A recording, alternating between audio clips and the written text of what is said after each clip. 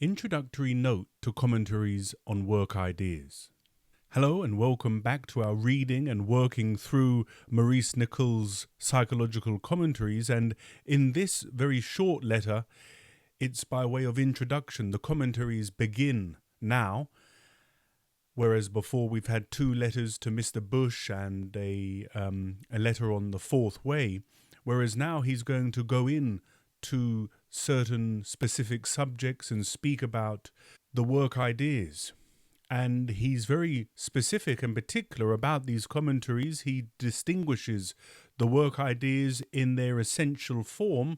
I've done a video about the canonical texts from Gurdjieff's work. I believe that's what it's called, or something very similar to that. So in my opinion, that would include In Search of the Miraculous, Ouspensky's Fourth Way, Gurdjieff's All and Everything series, and perhaps a few other texts, but they would be considered the source material where the work ideas exist. And much else is biography, autobiography, commentaries on the work ideas. And I'm going to share with you the final sentence or passage from this reading where Maurice Nicoll distinguishes very differently or very directly and clearly the two different types of commentaries. And he says, the commentaries on the work fall under two headings. The first is commentaries which contain ideas not definitely found in the work itself, and the second is commentaries which are merely additional reflections and illustrations directly referring to one or another aspect of the work, such as commentaries on self-observation, self-remembering, and so on.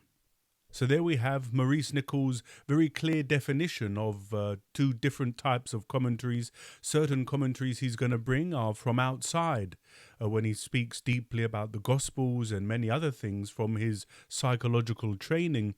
They may not be found in the work, but in a sense you can bring them in and use them to further your own line of work. And some of them are direct commentaries on concepts and ideas found within the work ideas, and I'm just going to share with you now what we will move through in regards to the commentaries coming up. So as you can see here, we've gone through the letter to Mr. Bush, two letters to Mr. Bush, and the fourth way.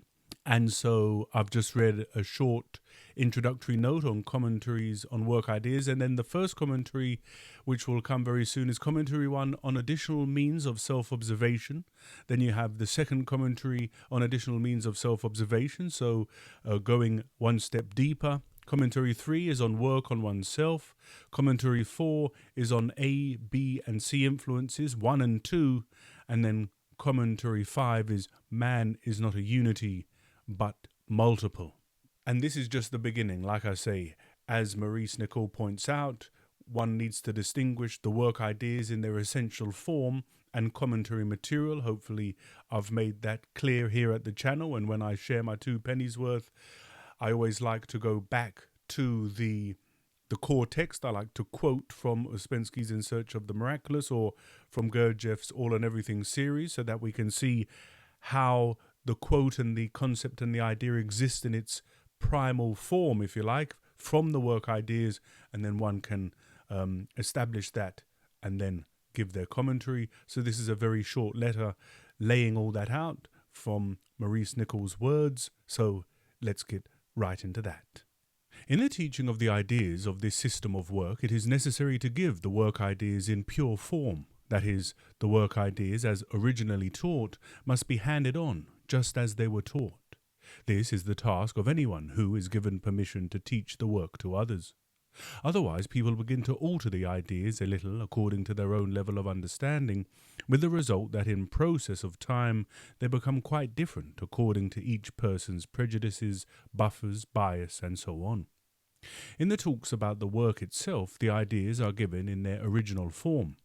But the object of the work ideas is to make people think for themselves by means of them, for none of the ideas of the work can really take hold of a person unless he or she begins to think about them and tries to see what they mean individually, and begins to value them and think about life and its meaning and themselves from the standpoint of these ideas.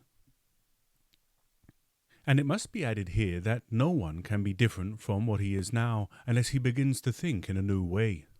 The work is to make us think and awaken our individual minds, or what is called in this system the driver in us, which in the vast majority of people is fast asleep and remains fast asleep throughout life in spite of all troubles and disasters.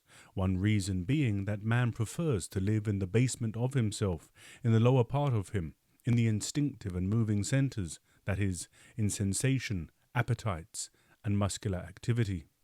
But since the first object of the work is to make people think for themselves about its ideas and from its ideas, what are called commentaries have a place in the work. Commentaries are reflections about the work, individual thoughts arising out of it through personal observation and application of the work ideas practically, additional illustrations, and so on. These commentaries form, therefore, an additional side of the work, but they are, so to speak, personal contributions to the general system of ideas of the work, and therefore must never be taken as being the actual teaching of the work itself or confused with it, and they can be accepted or not according to individual choice. The teaching of the work ideas is one thing, the commentaries are another thing. The teaching of the work ideas is permanent, the commentaries are of another order, and more in the nature of suggestions, possible amplifications, explanations, and so on. But as a body, the commentaries are merely additional, and may be changed according to circumstances. The important thing is to be able to remember what is the work itself, and what belongs merely to commentaries, as they are called. In this respect, it must be understood that there are several things in the work, as it has been given so far, that are obscure and need some additional thoughts in order to try to make their meaning more distinct. But such additional thoughts are nothing but commentaries. They are additional material and nothing more, and, as I said, can be accepted or not according to individual choice.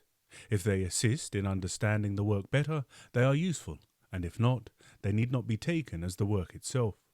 The commentaries on the work fall under two headings. The first is commentaries which contain ideas not definitely found in the work itself.